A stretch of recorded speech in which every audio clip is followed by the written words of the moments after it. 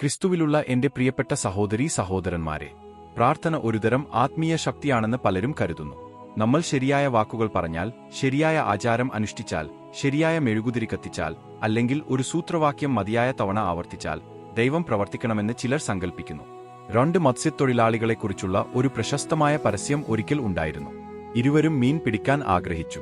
ഒരു മത്സ്യത്തൊഴിലാളി തന്റെ കൊളുത്തിൽ ക്ഷമയോടെ ഇരുന്നു, ശ്രദ്ധാപൂർവം കാത്തിരുന്നു, പ്രക്രിയയിൽ വിശ്വസിച്ചു. മറ്റേ മത്സ്യത്തൊഴിലാളി തൽക്ഷണ വിജയം ആഗ്രഹിച്ചു. അങ്ങനെ അദ്ദേഹം ഫെവിക്വിക്ക് പശ ഒരു വടിയിൽ ഇട്ടു വെള്ളത്തിൽ മുക്കി. പെട്ടെന്ന് മത്സ്യം വടിയിൽ പറ്റിപ്പിടിച്ചു.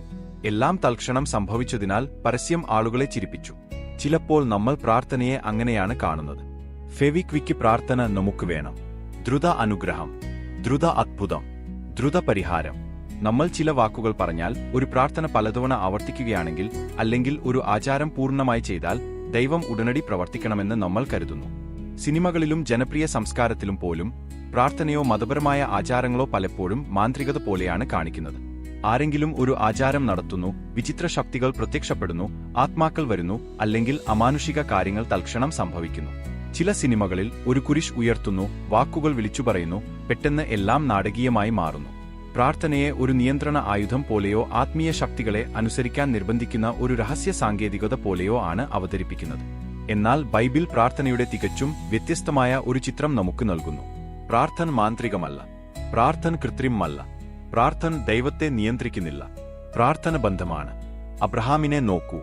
ദൈവം സോദോമിന്റെ വരാനിരിക്കുന്ന നാശം വെളിപ്പെടുത്തിയപ്പോൾ അബ്രഹാം ആചാരങ്ങളോ മാന്ത്രിക സൂത്രവാക്യങ്ങളോ ഉപയോഗിച്ചില്ല. ഒരു സുഹൃത്തിനോട് സംസാരിക്കുന്ന ഒരു സുഹൃത്തായി അവൻ ദൈവമുമ്പാകെ നിന്നു. അവൻ താഴ്മയോടെ അപേക്ഷിച്ചു, കർത്താവേ, 50 നീതിമാന്മാരുണ്ടെങ്കിൽ എന്തു ചെയ്യും? 40 പേരുണ്ടെങ്കിൽ എന്തു ചെയ്യും? 30. ഇത് കൃത്രിമമല്ലായിരുന്നു. ഇത് വിശ്വാസവും അടുപ്പവും സ്നേഹവുമായിരുന്നു.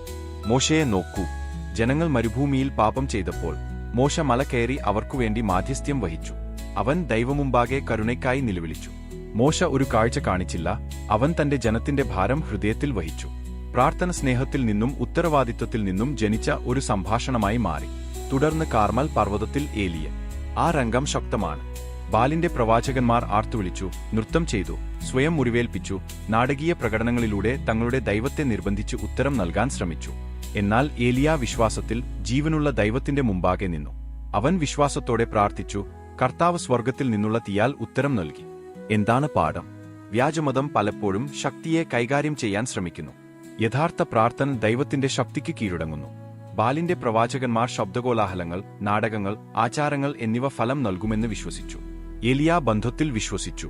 പലപ്പോഴും നമ്മൾ ക്രിസ്ത്യാനികൾ പോലും ഇതേ പ്രലോഭനത്തിൽ വീഴാം. നമ്മൾ ചിന്തിച്ചേക്കാം, ഞാൻ ഈ നൊവേന മതിയായ തവണ ചൊല്ലിയാൽ, ഞാൻ ഈ പ്രാർത്ഥന കൃത്യമായി ആവർത്തിച്ചാൽ, ഞാൻ ഈ ഭക്തി ചെയ്താൽ, അപ്പോൾ ദൈവം എനിക്ക് വേണ്ടത് ഉടൻ തരണം. എന്നാൽ ഇന്നത്തെ സുവിശേഷത്തിൽ യേശു നമ്മെ കൂടുതൽ ആഴത്തിലുള്ള എന്തെങ്കിലും പഠിപ്പിക്കുന്നു. നിങ്ങൾ എന്റെ നാമത്തിൽ പിതാവിനോട് എന്ത് ചോദിച്ചാലും അവൻ നിങ്ങൾക്ക് തരും. ഇതിനർത്ഥം പ്രാർത്ഥന ഒരു മാന്ത്രിക സൂത്രവാക്യമാണെന്ന് അർത്ഥമാക്കുന്നില്ല. യേശുവിന്റെ നാമത്തിൽ ചോദിക്കുക എന്നാൽ യേശുവിന്റെ ഹൃദയത്തിനനുസരിച്ച് ചോദിക്കുക എന്നാണ്. യേശു പിതാവിനെ വിശ്വസിച്ചതുപോലെ പിതാവിനെ വിശ്വസിക്കുക എന്നതാണ് ഇതിനർത്ഥം. പ്രാർത്ഥന ദൈവത്തിന്റെ മനസ്സ് മാറ്റുന്നതിനെക്കുറിച്ചല്ല. പ്രാർത്ഥന നമ്മുടെ ഹൃദയങ്ങളെ മാറ്റാൻ ദൈവത്തെ അനുവദിക്കുന്നതിനെക്കുറിച്ചാണ്. ചിലപ്പോൾ നാം പെട്ടെന്നുള്ള പരിഹാരങ്ങൾ തേടി പ്രാർത്ഥനയിലേക്ക് വരുന്നു. എന്നാൽ ദൈവം സംഭാഷണം ആഗ്രഹിക്കുന്നു. അവൻ ബന്ധം ആഗ്രഹിക്കുന്നു. അവൻ കീഴടങ്ങാൻ ആഗ്രഹിക്കുന്നു. അതുകൊണ്ടാണ് പല പ്രാർത്ഥനകൾക്കും നമ്മൾ പ്രതീക്ഷിക്കുന്ന രീതിയിൽ ഉത്തരം ലഭിക്കാത്തത്. കാരണം ദൈവം നമ്മളെക്കാൾ ആഴത്തിൽ കാണുന്നു. ഒരു കുട്ടി ദിവസം മുഴുവൻ മധുരപലഹാരങ്ങൾ ആവശ്യപ്പെട്ടേക്കാം. എന്നാൽ സ്നേഹവാനായ ഒരു പിതാവ് കുട്ടിയെ വളരാൻ സഹായിക്കുന്നതാണ് നൽകുന്നത്. അതുപോലെ ദൈവം എല്ലായ്പ്പോഴും നമ്മൾ ആഗ്രഹിക്കുന്നത് ഉടനടി നൽകുന്നില്ല. വിശുദ്ധിയിലേക്കും രക്ഷയിലേക്കും ആഴ്മേറിയ സന്തോഷത്തിലേക്കും നമ്മെ നയിക്കുന്നത് അവൻ നൽകുന്നു. മനോഹരമായ കാര്യം ഇതാണ്, ദൈവം എപ്പോഴും സംസാരിക്കുന്നു. എല്ലായ്പ്പോഴും ഇടിമുഴക്കത്തിലൂടെയും അത്ഭുതങ്ങളിലൂടെയും അല്ല, മറിച്ച് പലപ്പോഴും സമാധാനം, തിരുവെഴുത്ത്, നിശബ്ദത, ജ്ഞാനികളായ സുഹൃത്തുക്കൾ, സഭ, പരിശുദ്ധാത്മാവിന്റെ സൗമ്യമായ മന്ത്രണം എന്നിവയിലൂടെ. യെശയ്യാവ് പ്രവാചകൻ പറയുന്നു, അന്ധരെ അവർ അറിയാത്ത വഴിയിലൂടെ ഞാൻ നയിക്കും.